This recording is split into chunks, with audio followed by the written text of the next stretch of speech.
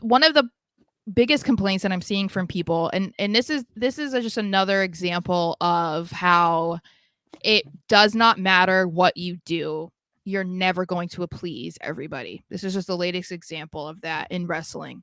So I've seen so many people complain about the lack of legends in both the men's and women's Rumble matches. And it just reminds me of those years where half of the entrants basically would be legends, and people were pissed about it because then they were taking the spots of people who have been there and who deserve to be in it, right? Then they go like the complete opposite direction and they have like nobody because they have rosters that are so jam Talented. packed, yeah, that there are 30 people currently employed that deserve to be in this match and they're complaining about it. So it's like I don't and I don't even think that it would matter if there was something in between, because there have been years where there was something in between and it still didn't satisfy people. So it just proves again that like wrestling fans in this instance are very fickle. And I was fine with that, honestly. I don't think they needed legends. Like, it's fun and whatever. I'm glad they didn't do with the women because I feel like they were using that a lot for filler for the women specifically. So I'm glad that there are enough women on the roster that they don't need to be bringing in like 8 legends to fill the spot, you know? Yeah. But with the men's, I was like, I thought it was fine. I didn't think that we needed to see Hacksaw Jim Duggan or something, you know? There Like, was no need for The Rock. There was no need yeah. for any legends. Like X-Pac, I know he's always someone that is rumored every year. Mhm. I couldn't agree more. And I'm someone who loves a good Legends pop. I Yeah. don't agree because you finally have a roster and even a developmental roster that deserves the spotlight over Yeah. them.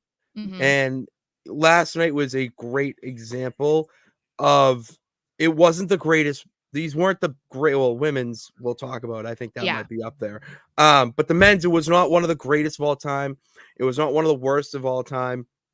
It did a job that got you excited for the upcoming Mania season, not just the title matches themselves, but the Mhm. stemming branches of, well, undercard matches or stand and deliver matches, whatever Mhm. the case may be, that we're going to see. And that's the job that the Royal Rumble has.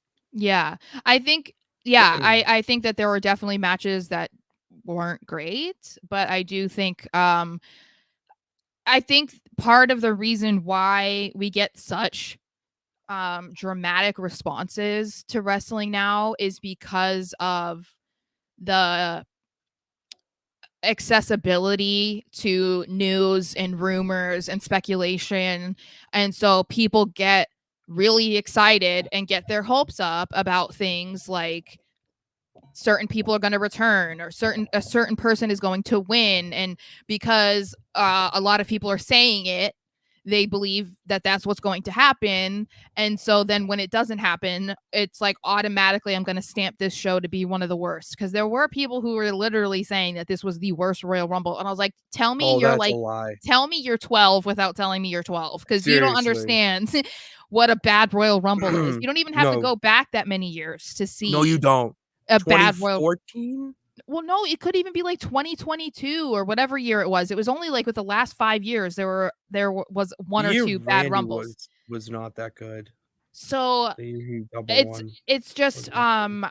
I think that between both Rumble matches, the ones who returned should have returned. The ones that didn't return shouldn't have returned. So I think that's fine. And I like the people that they chose to bring up from NXT. I think they were the perfect choices. Um, and I feel like as far as who came into the matches, who was a part of the Rumble matches, I don't really understand where the complaining is coming from besides the legends, which again, like I said, it's like